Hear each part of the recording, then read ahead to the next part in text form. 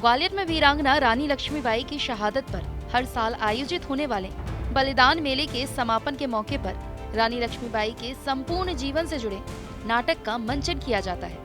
लेकिन इसकी कहानी में इस बार बदलाव कर दिया गया। नाटक के मंचन की स्क्रिप्ट में हुए इस बदलाव को लेकर अब जमकर सियासत हो रही है, क्योंकि इस नाट्य मंचन में ग्वालियर के सिंधिया राज परिवार और रानी लक्ष्मीबाई के बीच एक ऐसी ऐतिहासिक घटना का प्रस्तुतिकरण किया जाता रहा है। नाटक के इस विवादित हिस्से के मंचन को लेकर हमेशा से विवाद होता रहा। पहले जब केंद्रीय मंत्री ज्योतिरादित्य सिंधिया कांग्रेस में थे, तब बीजेपी पूरे विवाद को हवा देती रहती थी। लेकिन अब सिंधिया ने बीजेपी ज्वाइन कर ली है।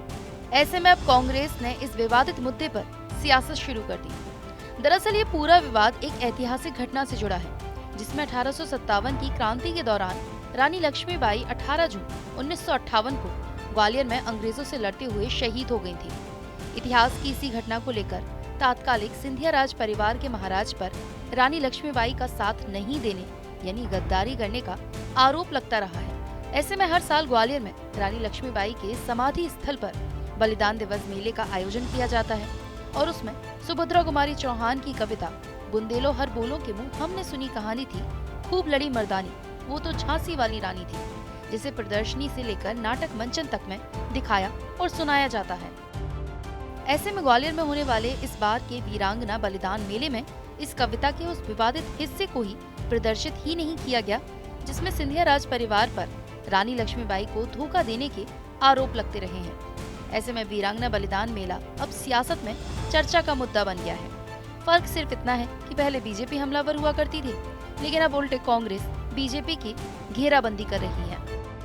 वीरांगना रानी लक्ष्मीबाई बलिदान मेले में बीते साल में नाट्य से लेकर प्रदर्शनी में सिंधिया राज परिवार पर गद्दारी के आरोप लगते रहे, लेकिन कांग्रेस हमेशा से अपने नेता ज्योतिरादित्य सिंधिया का बचाव किया करती थी। लेकिन अब सिंधिया कांग्रेस छोड़कर बीजेपी में आ गए हैं। ऐसे में कांग्रेस अब बीजेपी पर जुबानी हमला बोल रही है।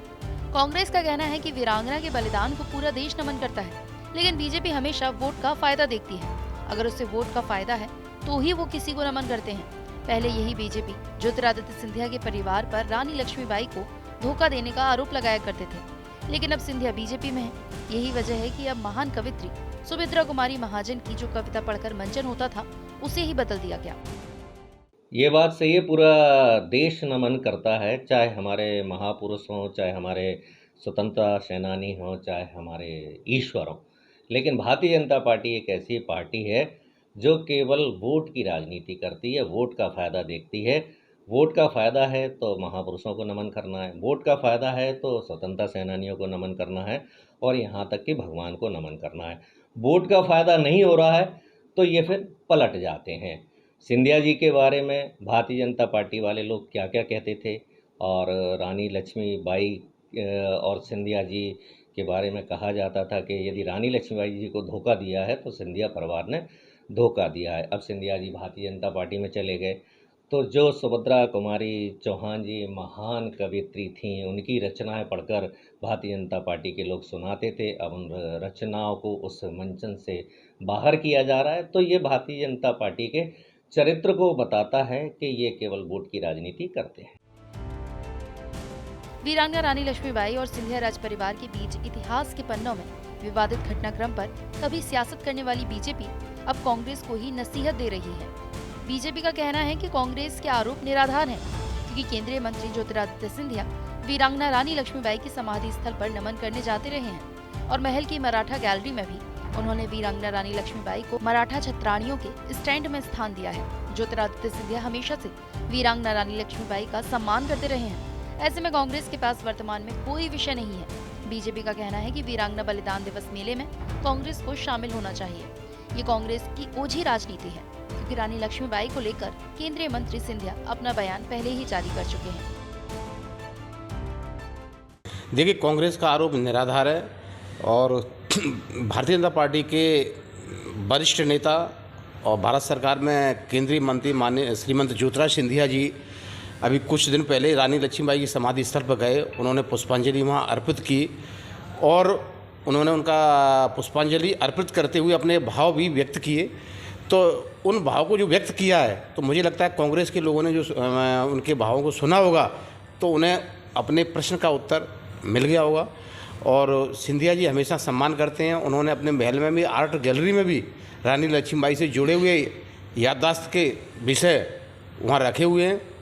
और निश्चित रूप से सिंधिया जी हमेशा सिंधिया परिवार सम्मान करता है। कांग्रेस के पास वर्तमान में कोई विषय नहीं है। और मेरा तो ऐसा मानना है कि जब पूरा ग्वालियर, पूरा अंचल मध्य प्रदेश में रानी लक्ष्मीबाई समाधि स्थल के सामने उनके जो भव्य कवि सम्मेलन, महानाट्य की प्रस्तुतिकरण, कई तरह के आयोजन किए जा रहे, उसमें कांग्रेस को शामिल होना चाहिए, उसकी प्रशंसा करना चाहिए। कांग्रेस इस तरह के जो आरोप लग रहे हैं वो निराधार हैं। और मेरा तो ये मानना है कांग्रेस की ओछी राजनीति का ये विषय सामने आ रहा है। वीरांगना रानी लक्ष्मीबाई और सिंधिया राज परिवार के विवादित इतिहास के बीच गंगादास जी की बड़ी शाला के साधु संतों की बड़ी भूमिका रही है, क्योंकि वीरांगना रानी लक्ष्मीबाई के साथ साधु संतों में भी अपने जीवन की आहुति दी थी। इसी गंगादास जी की बड़ी शाला के महंत राम सेवक दास महाराज भी मानते हैं कि तत्कालीन सिंधिया राज परिवार पर वीरांगना के साथ गद्दारी आरोप लगा था, लेकिन इसका कोई तथ्य प्रमाण आज तक देश में पेश नहीं किया गया। यही वजह है कि इस मामले पर कुछ ज्यादा कहा नहीं जा सकता।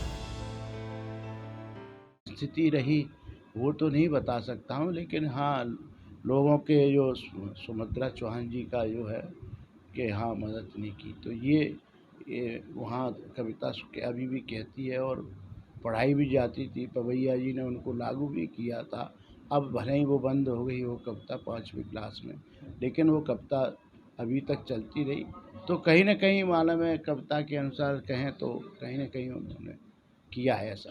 तो ये जो फिर घोड़ा के जब बहरहाल वीरांगना रानी लक्ष्मीबाई बलिदान मेले के महानाट्य और प्रदर्शनी से सुभद्रा कुमारी चौहान की कविता की पंक्तियां जरूर हटा दी गई हैं, लेकिन इस पर सियासत पहले भी होती रही जब सिंधिया कांग्रेस के नेता हुआ करते थे, और सियासत अब भी हो रही है जब सिंधिया बीजेपी में शामिल है। हालांकि सिंधिया राज परिवार में केंद्रीय मंत्री ज्योतिरादित्य सिंधिया ऐसे पहले सदस्य थे जिन्होंने रानी लक्ष्मीबाई की समाधि पर जाकर पुष्पांजलि अर्पित की। तो वहीं महल जयविलास पैलेस में भी मराठा गैलरी में रानी लक्ष्मीबाई का मराठा छत्राणियों के पोर्ट्रेट में लगाया गया है। हालांकि ये सब सिंधिया के बीजेपी में शामिल होने के बाद किया गया है। ऐसे में अब एक बार फिर सिंधिया राज परिवार और वीरांगना लक्ष्मीबाई को लेकर सियासत हो रही है। ग्वालियर से धर्मेंद्र शर्मा की रिपोर्ट, TV9 मध्य प्रदेश।